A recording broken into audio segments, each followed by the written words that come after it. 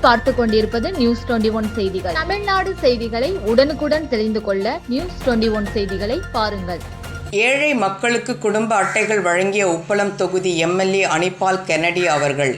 புதுச்சேரி உப்பளம் தொகுதிக்குட்பட்ட ஏழை மற்றும் பொருளாதார ரீதியாக பின்தங்கிய மக்களுக்கு குடும்ப அட்டைகள், ரேஷன் கார்டுகள் வழங்கும் பணியில் புதுவை திமுக துணை அமைப்பாளர் மற்றும் உப்பளம் தொகுதி சட்டமன்ற உறுப்பினர் அனிபால் கென்னடி அவர்கள் பெரும் சாதனை படைத்துள்ளார்.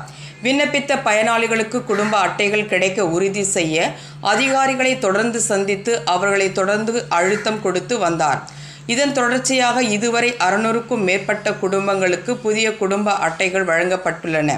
இந்த விழாவில் மகிழ்ச்சியடைந்த பொதுமக்கள் உப்பளம் தொகுதி எம்எல்ஏ அனிபால் கென்னடி அவர்களுக்கு தங்களின் நன்றியை தெரிவித்தனர்.